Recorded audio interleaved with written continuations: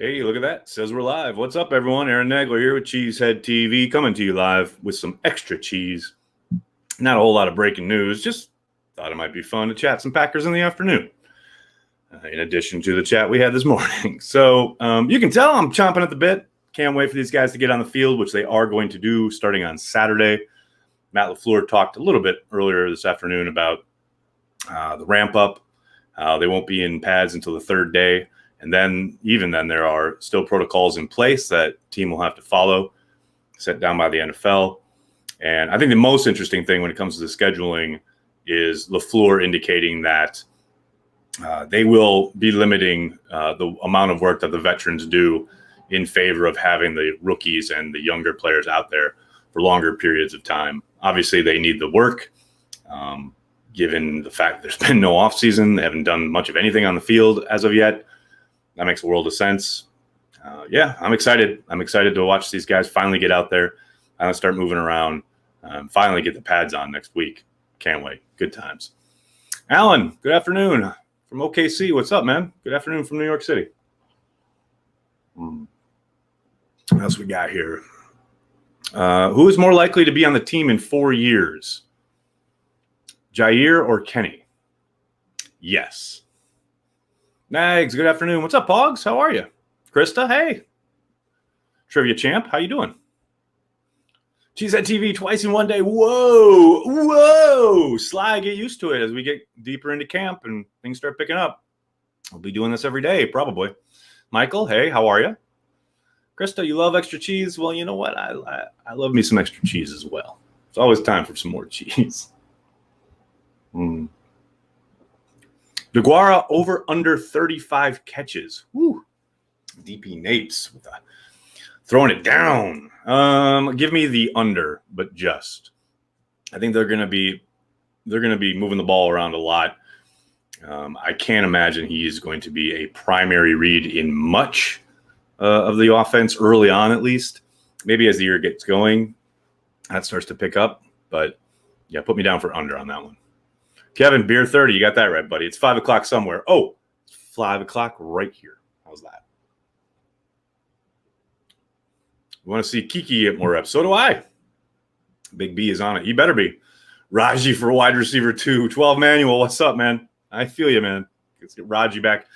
Have him play everywhere, man. He's an Iron Man. He can do it all. I'm down with that. Wish re-signed David before Kenny. Just my thinking. Aaron, I'm having trouble following that one, buddy. Does Kenny Clark re-sign before the season starts? That's a really good question, Kevin. My guess would be yes, but I won't be surprised if it doesn't happen.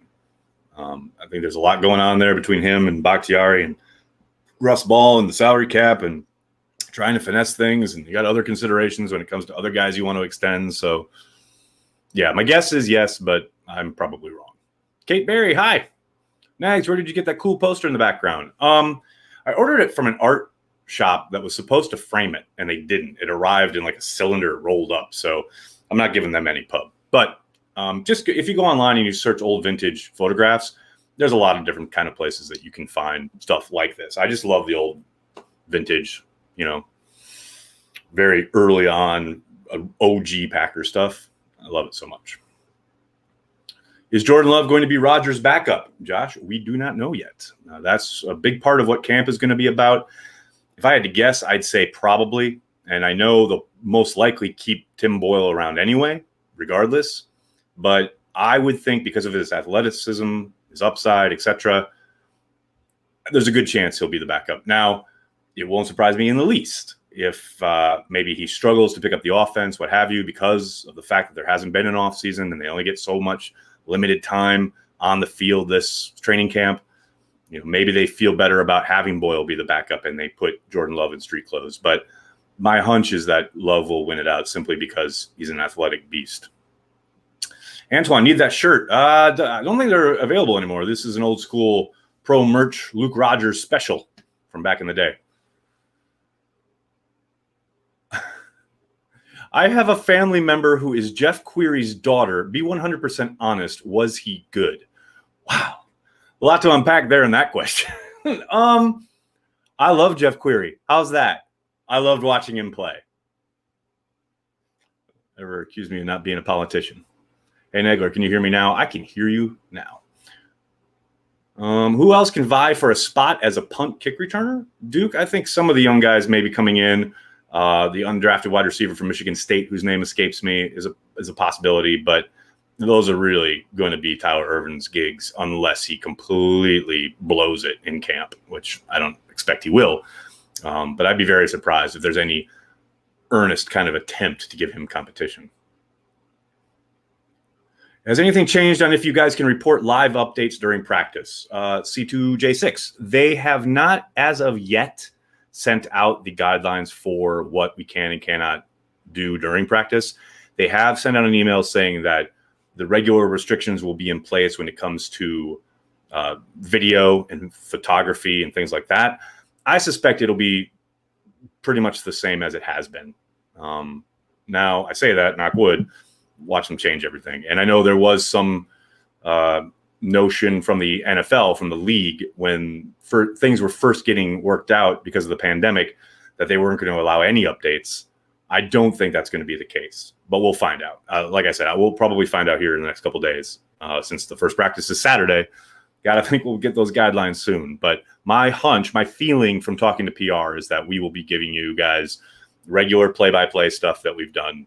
There will certainly be periods where they don't want us showing certain things or talking about certain things, and we'll have to abide by that. But for the most part, if you're not at camp, other than pictures of kids with bikes, etc., I don't think it'll be very different. I think it'll be a regular training camp practice, maybe some more distancing involved, but for the most part, you're going to get one-on-ones. You're going to get a lot of one-on first team versus first team because of the fact that they don't have any preseason games.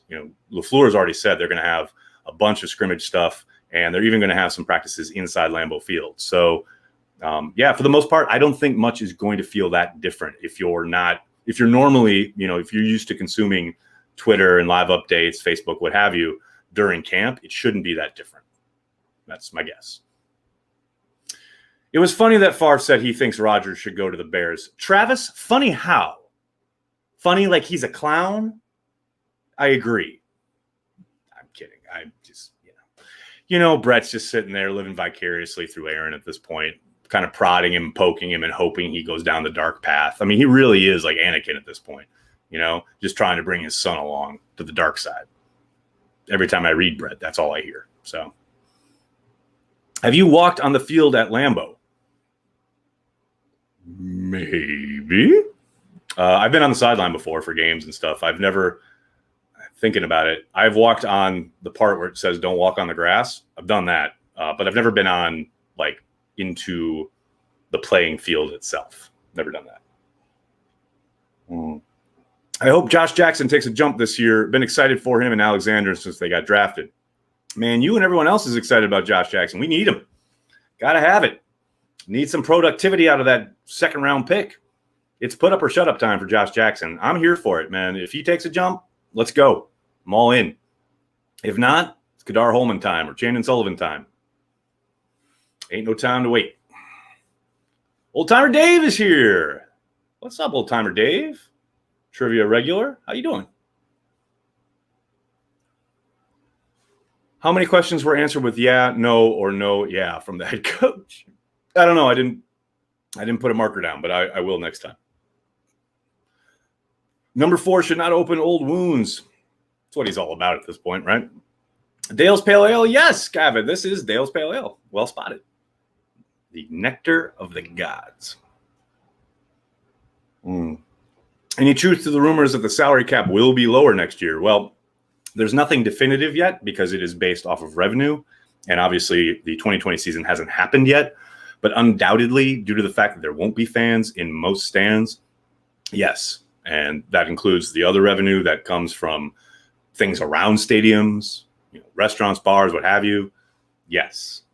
No, those are team-owned, obviously. That would go into that revenue pile in certain ways. And in other ways, of course, they keep their local stuff, etc. So long way of saying yes, most likely, you can almost mark it 0.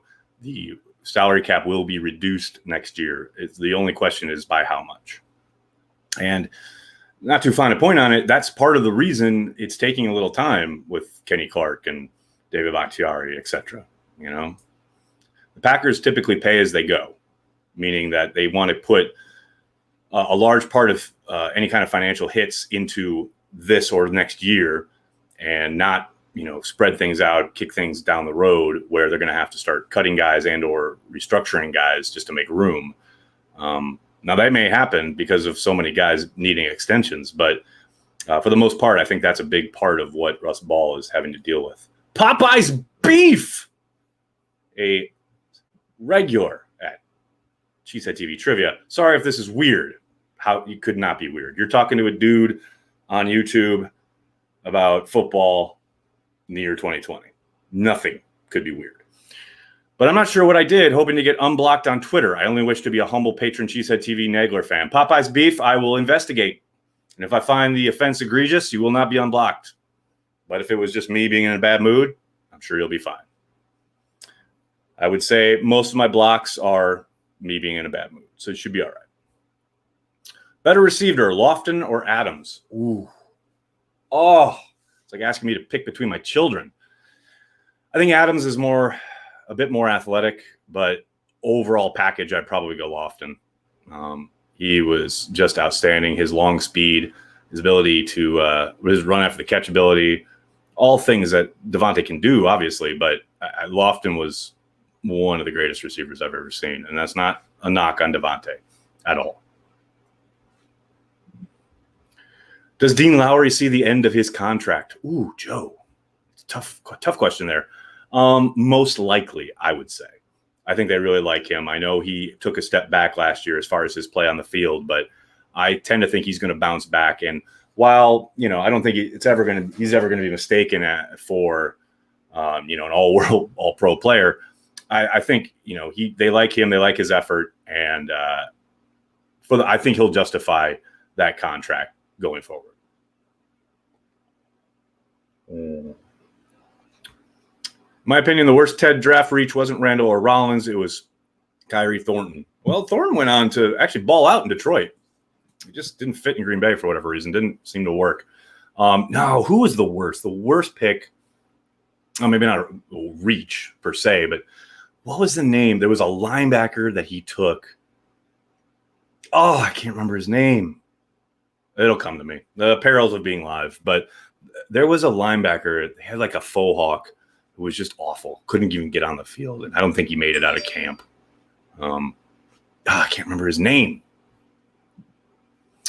William Saunders, thanks for the super chat. Go Pack Go. Don't get many opportunity to watch live streams living on the West Coast and work late nights, but always watch the videos. Thank you. Thank you, William. That's really kind of you, not only to say, but to also give out a super chat. Thanks, buddy. That really means a lot. The support is everything here at Cheesehead TV. What schematically will the Packers change to avoid what San Francisco did in the NFC Championship game? It was a joke.